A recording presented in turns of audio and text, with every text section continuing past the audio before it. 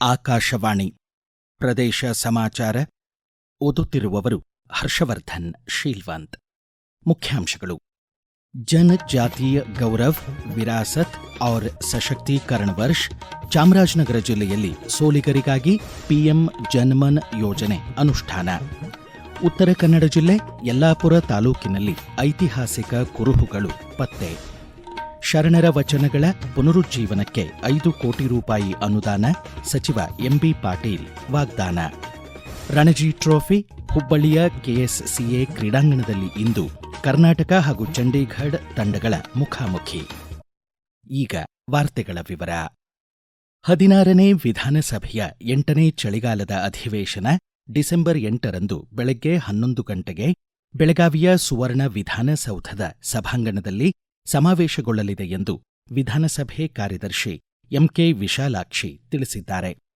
December 8, 10, 12, 15, 17 ಮತ್ತು 19ರಂದು ಸರ್ಕಾರಿ ಕಾರ್ಯಕಲಾಪ, 11 ಮತ್ತು 18ರಂದು ಖಾಸಗಿ ಕಾರ್ಯಕಲಾಪ ಸದನದಲ್ಲಿ ನಡೆಯಲಿದೆ ಎಂದು ಮಾಹಿತಿ ನೀಡಿದ್ದಾರೆ. ಧರ್ತಿ ಆಬಾ ಭಗವಾನ್ ಬಿರ್ಸಾ ಮುಂಡಾ ಅವರ 150ನೇ ಜಯಂತ್ಯುತ್ಸವದ ಹಿನ್ನೆಲೆ ಕೇಂದ್ರ ಸರ್ಕಾರ ಜನಜಾತೀಯ ಗೌರವ್, ವಿರಾಸತ್ ಔರ್ ಸಶಕ್ತೀಕರಣ ವರ್ಷ ದೇಶಾದ್ಯಂತ ಆಚರಿಸಲು ಕರೆ ನೀಡಿದೆ. ಈ ತಿಂಗಳ 1ನೇ ತಾರೀಕು ಚಾಲನೆ ನೀಡಲಾದ ಜನಜಾತೀಯ ಗೌರವ ವರ್ಷ ಪಾಕ್ಷಿಕ ನಿನ್ನೆ ಭಗವಾನ್ ಬಿರ್ಸಾ ಮುಂಡಾ ಅವರ ಜನ್ಮದಿನದವರೆಗೆ ಆಚರಿಸಲ್ಪಟ್ಟಿತು. ಚಾಮರಾಜನಗರ ಜಿಲ್ಲೆಯಲ್ಲಿ ಬುಡಕಟ್ಟು ಸಮುದಾಯದ ವನವಾಸಿ ಸೋಲಿಗರಿಗಾಗಿ ಅನುಷ್ಠಾನಗೊಂಡ ಪಿಎಂ ಜನ್ಮನ್ ಸೇರಿದಂತೆ ಹಲವು ವಿಶೇಷ ಯೋಜನೆಗಳ ಕುರಿತು ಬುಡಕಟ್ಟು ಅಭಿವೃದ್ಧಿ ಇಲಾಖೆ ಅಧಿಕಾರಿ ಎಚ್ಎಸ್ ಬಿಂದ್ಯಾ ಮಾಹಿತಿ ನೀಡಿದ್ದಾರೆ. ಭಗವಾನ್ ಬಿರ್ಸಾ ಮುಂಡಾ ಜಯಂತಿಯ ಹಿನ್ನೆಲೆಯಲ್ಲಿ ನಾವು 15 ದಿನಗಳ ಕಾಲ ಅರ್ಥಪೂರ್ಣವಾದ ಕಾರ್ಯಕ್ರಮಗಳನ್ನ ಹಮ್ಮಿಕೊಳ್ಳುವುದರ ಮೂಲಕ ಪರಿಚಯಿಸುವಂತಹ ಕೆಲಸವನ್ನ ಮಾಡಿದೀವಿ. ಸಮುದಾಯ ಭೋಜ್ ಅಂತ ಬುಡಕಟ್ಟು ಸಂಪ್ರದಾಯದ ಆಹಾರ ಪದ್ಧತಿಯನ್ನ ಒಳಗೊಂಡಂತೆ ಒಂದು ಪಾಕವಿಧಾನವನ್ನ ಪರಿಚಯಿಸಿದ್ದೀವಿ. ಸಂಸ್ಕೃತಿಯಲ್ಲಿ ಇರುವಂತಹ ವೈವಿಧ್ಯತೆ, ಅವರ ಮೌಲ್ಯ, ವೈಚಾರಿಕ ಹಿನ್ನೆಲೆಗಳನ್ನ ವಿದ್ಯಾರ್ಥಿಗಳಿಗೆ ಪರಿಚಯಿಸೋದ್ರ ಮೂಲಕ ಟ್ರೈಬಲ್ ಸಮುದಾಯದಿಂದಂತಾನೆ ಪ್ರಭಾವಿತವಾದಂತಹ ವೈದ್ಯಕೀಯ ಪದ್ಧತಿಗಳು, ಇಲಾಖೆಯಲ್ಲಿ ಅವರಿಗಿರುವಂತಹ ಸೌಲಭ್ಯಗಳು, ಪಿಎಂ ಜನ್ಮನ್ ಆಗಿರ್ಬೋದು, ಧರ್ತಿ ಆಬಾ ಕಾರ್ಯಕ್ರಮಗಳಾಗಿರ್ಬೋದು, ವಿದ್ಯಾರ್ಥಿ ನಿಲಯದ ಮೂಲಕ ಅವ್ರಿಗೆ ಸಿಗ್ತಾ ಇರುವಂತಹ ಅನುಕೂಲತೆಗಳಾಗಿರ್ಬೋದು, ಸ್ಕಾಲರ್ಶಿಪ್ ಆಗಿರ್ಬೋದು, ಶೈಕ್ಷಣಿಕ ಅಭಿವೃದ್ಧಿಗೆ ಹಾಗೂ ಹೆಲ್ತ್ ನ್ಯಾವಿಗೇಟರ್ ಕಾರ್ಯಕ್ರಮ ಇರ್ಬೋದು, ಸರ್ಕಾರ ಎಷ್ಟು ಸೌಲಭ್ಯಗಳನ್ನ ಕೊಡ್ತಾ ಇದೆ ಎನ್ನುವುದನ್ನ ಮಕ್ಕಳಿಗೆ ಪರಿಚಯ ಮಾಡಿಕೊಟ್ಟಿದ್ದೀವಿ. ತಮ್ಮದೇ ಪಾರಂಪರಿಕ ಕ್ರೀಡೆಗಳ ಬಗ್ಗೆ ಅವರು ವಿವರಣೆ ನೀಡುವಂತಹ ಸ್ಪರ್ಧೆಯನ್ನು ಕೂಡ ಆಯೋಜನೆ ಮಾಡಿದ್ವಿ. ಪ್ರಬಂಧ ಸ್ಪರ್ಧೆ, ಚರ್ಚಾ ಸ್ಪರ್ಧೆಗಳು. ಕೆಲವರು ಈಗಲೂ ಕೂಡ ಅವರ ಆರೋಗ್ಯದಲ್ಲಿ ವ್ಯತ್ಯಾಸಗಳಿಗೆ ಕಾರಣ ಭೂತ, ದೈವ ಆ ತರದ ನಂಬಿಕೆ ಇದೆ. ವೈಚಾರಿಕ, ವೈಜ್ಞಾನಿಕ ಹಿನ್ನೆಲೆ ಅವರಿಗೆ ಪರಿಚಯ ಆಗ್ಲಿ ಅಂತ ಹೇಳಿ ಹೆಲ್ತ್ ಚೆಕಪ್ ಸಮುದಾಯದವರಿಗೆ ಮಾಡಿಸ್ತಾ ಇದ್ದೀವಿ. ಬಸವಾದಿ ಶರಣರ ವಚನಗಳನ್ನು ವಿಶ್ವದ ನಾನಾ ಭಾಷೆಗಳಿಗೆ ಅನುವಾದಿಸಿ ಪ್ರಕಟಿಸುವ ಯೋಜನೆ ಪೂರ್ಣಗೊಳಿಸಲು 5 ಕೋಟಿ ರೂಪಾಯಿ ಅನುದಾನ ನೀಡುವುದಾಗಿ ವಿಜಯಪುರ ಜಿಲ್ಲಾ ಉಸ್ತುವಾರಿ ಸಚಿವ ಎಂಬಿ ಪಾಟೀಲ್ ವಾಗ್ದಾನ ಮಾಡಿದ್ದಾರೆ. ವಿಜಯಪುರ ಬಿಎಲ್ಡಿಇ ಪರಿಭಾವಿತ ವಿಶ್ವವಿದ್ಯಾಲಯದ ಗ್ರಂಥಾಲಯ ಸಭಾಂಗಣದಲ್ಲಿ ವಚನ ಪಿತಾಮಹ ಫಗು ಹಳಕಟ್ಟಿ ಸಂಶೋಧನಾ ಕೇಂದ್ರ ಆಯೋಜಿಸಿದ್ದ ಎಂಎಂ ಕಲಬುರ್ಗಿ ಸಮಗ್ರ ಸಾಹಿತ್ಯ ಒಳಗೊಂಡ 40 ಸಂಪುಟಗಳ ಲೋಕಾರ್ಪಣೆ ಸಮಾರಂಭದಲ್ಲಿ ಅವರು ಮಾತನಾಡಿದರು. ಬೀದರ್ನ ಭಾಲ್ಕಿ ಹಿರೇಮಠ ಸಂಸ್ಥಾನದ ಶ್ರೀ ಬಸವಲಿಂಗ ಪಟ್ಟದ್ದೇವರು ಸಾನ್ನಿಧ್ಯ ವಹಿಸಿದ್ದರು. ಹಿರಿಯ ಸಾಹಿತಿ ಸಿದ್ಧಲಿಂಗ ಪಟ್ಟಣಶೆಟ್ಟಿ ಸೇರಿದಂತೆ 40 ಸಂಪುಟಗಳನ್ನು ಸಂಪಾದಿಸಿದ 15 ಜನ ಹಿರಿಯ ವಿದ್ವಾಂಸರನ್ನು ಗಣ್ಯರು ಸನ್ಮಾನಿಸಿದರು. ಉಮಾದೇವಿ ಕಲಬುರ್ಗಿ ಪಾಲ್ಗೊಂಡಿದ್ದರು. ಶರಾವತಿ ಪಂಪ್ಡ್ ಸ್ಟೋರೇಜ್ ಯೋಜನೆಗೆ ಪರಿಸರಾಸಕ್ತರಿಂದ ಹಾಗೂ ಉತ್ತರ ಕನ್ನಡ ಜಿಲ್ಲೆಯ ಜನತೆಯಿಂದ ವ್ಯಾಪಕ ವಿರೋಧ ವ್ಯಕ್ತವಾದ ಹಿನ್ನೆಲೆ ಈಗಾಗಲೇ ರಾಜ್ಯ ಸರ್ಕಾರದ ಯೋಜನಾ ಪ್ರಸ್ತಾವವನ್ನು ಕೇಂದ್ರ ಸರ್ಕಾರ ಮರುಪರಿಶೀಲಿಸಲು ಸೂಚಿಸಿದೆ ಎಂದು ಶಿವಮೊಗ್ಗ ಸಂಸದ ಬಿವೈ ರಾಘವೇಂದ್ರ ತಿಳಿಸಿದ್ದಾರೆ. ಪಿಎಂ ಕಿಸಾನ್ ಫಸಲ್ ಬಿಮಾ ಯೋಜನೆ ಮಾಹಿತಿ ನೀಡಲು ಶಿವಮೊಗ್ಗದಲ್ಲಿ ಸುದ್ದಿಗೋಷ್ಠಿ ನಡೆಸಿದ ಅವರು, ಶರಾವತಿ ಪಂಪ್ಡ್ ಸ್ಟೋರೇಜ್ ಯೋಜನಾ ಪ್ರಸ್ತಾವಕ್ಕೆ ತಡೆ ನೀಡಲಾಗಿದೆ. ಯೋಜನೆಯ ಪರಿಣಾಮಗಳ ಕುರಿತು ಕೇಂದ್ರ ತಜ್ಞರ ಗಮನಕ್ಕೆ ತರಲಾಗಿದೆ. ಸ್ಥಳೀಯರ ವಿರೋಧವನ್ನು ರಾಜ್ಯ ಸರ್ಕಾರ ಗಂಭೀರವಾಗಿ ಪರಿಗಣಿಸಬೇಕು ಎಂದು ಆಗ್ರಹಿಸಿದರು. ಪ್ರಧಾನಮಂತ್ರಿಯವರ ಮಹತ್ವಾಕಾಂಕ್ಷೆಯ ಬೇಟಿ ಬಚಾವೋ ಬೇಟಿ ಪಢಾವೋ ಯೋಜನೆ ಅಡಿ ಡಿಜಿಟಲ್ ಸಾಕ್ಷರತೆ ಮತ್ತು ಸೈಬರ್ ಭದ್ರತೆ ಕುರಿತು ಕಲಬುರಗಿಯ ಸರ್ಕಾರಿ ಪದವಿ ಮಹಾವಿದ್ಯಾಲಯದಲ್ಲಿ ವಿಶೇಷ ಕಾರ್ಯಾಗಾರ ಜರುಗಿತು. ಜಿಲ್ಲಾಧಿಕಾರಿ ಫೌಜಿಯಾ ತರನ್ನುಂ ಕಾರ್ಯಾಗಾರಕ್ಕೆ ಚಾಲನೆ ನೀಡಿ ಆನ್ಲೈನ್ ವ್ಯವಹಾರ ಹಾಗೂ ಸಾಮಾಜಿಕ ಮಾಧ್ಯಮಗಳನ್ನು ಎಚ್ಚರಿಕೆಯಿಂದ ಬಳಸುವಂತೆ ವಿದ್ಯಾರ್ಥಿನಿಯರಿಗೆ ಸಲಹೆ ನೀಡಿದರು. ಈಗ ಪ್ರಕಟಣೆ, ನಂತರ ಪ್ರದೇಶ ಸಮಾಚಾರ ಮುಂದುವರಿಯುವುದು.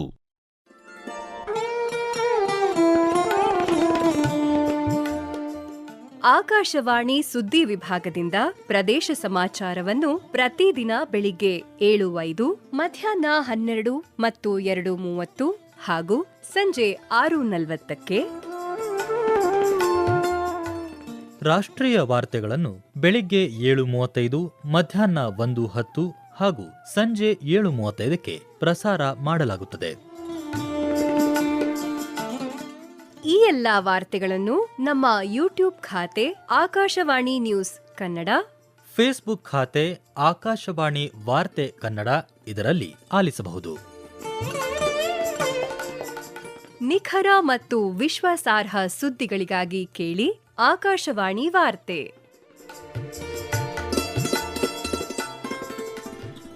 ಪ್ರದೇಶ ಸಮಾಚಾರ ಕೇಳುತ್ತಿದ್ದೀರಿ. ಉತ್ತರ ಕನ್ನಡ ಜಿಲ್ಲೆ ಯಲ್ಲಾಪುರ ತಾಲೂಕು ಕನ್ನಡಗಲ್ ಬಳಿಯ ಮಾವಳ್ಳಿ ಹಾಗೂ ಚಿಕ್ಕಮಾವಳ್ಳಿಯಲ್ಲಿ ಐತಿಹಾಸಿಕ ಮಹತ್ವದ ಶಿಲಾಶಾಸನಗಳು, ಭುವನೇಶ್ವರಿ ದೇವಿ ಮಂದಿರ, ನಂದಿ ವಿಗ್ರಹ ಸೇರಿದಂತೆ ಅನೇಕ ಪುರಾತತ್ವ ಕುರುಹುಗಳು ಪತ್ತೆಯಾಗಿವೆ. 5ನೇ ವಿಕ್ರಮಾದಿತ್ಯನ ಸಮಕಾಲೀನ ಅರಸ ತ್ರಿಭುವನಮಲ್ಲ ಈ ಪ್ರದೇಶವನ್ನು ಆಳಿದ ಬಗ್ಗೆ ಶಾಸನಗಳಲ್ಲಿ ಉಲ್ಲೇಖವಿದೆ.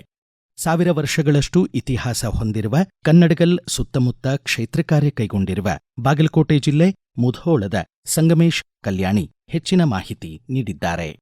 ತ್ರಿಭುವನಮಲ್ಲ ಯುದ್ಧವನ್ನ ಸಾರಿದಾಗ ದೊಡ್ಡದಾದ ಬಂಡೆಗಲ್ಲು ಬಿದ್ದಿತ್ತು. ಅದನ್ನು ನಾವು ತೆಗೆದು ನೋಡಿವೆ. ಕತ್ತಿ, ಡಾಲು, ಕುದುರೆ ಮತ್ತು ಬಿದ್ದವರ ತಲೆಗಳ ಮೇಲೆ ತುಳಿದು ಹೋಗಿ ಯುದ್ಧ ಮಾಡುವಂತಹ ಸನ್ನಿವೇಶ ಬಹಳ ಸುಂದರವಾಗಿ ಲಿಪಿಕಾರ ಮತ್ತು ಈ ಮೂರ್ತಿ ಕೆತ್ತನೆಕಾರ ಅದನ್ನು ಮಾಡಿದ್ದಾನೆ ಅನ್ನುವಂಥ. ಅಲ್ಲಿಯ ಭಾಷೆ ಹಳೆಗನ್ನಡ. ಅಲ್ಲಿ ಇನ್ನೊಂದು ಶಾಸನದ ಮೇಲೆ ತ್ರಿಭುವನಮಲ್ಲ ಅವನ ಸಾಮಂತರು ಬೊಮ್ಮಣ್ಣ ನಾಯಕ, ಮಲ್ಲನಾಯಕ, ಸಣ್ಣ ತಮ್ಮ ನಾಯಕ ಹೋರಾಟ ಮಾಡಿ ಮಣಿಯುದ್ಧದ ಪ್ರತೀಕವಾಗಿ ದೇವಲೋಕಕ್ಕೆ ಒಯ್ಯುವಂತಹ ಒಂದು ಸಂದರ್ಭ 4 ಪತ್ರಿಕೆಗಳಲ್ಲಿ ಕೂಡ ನನಗೆ ಕಂಡು ಬಂತು. ಅಲ್ಲಿ 3 ಜೈನ ಶಾಸನಗಳಿವೆ, ವೀರಗಲ್ಲುಗಳು.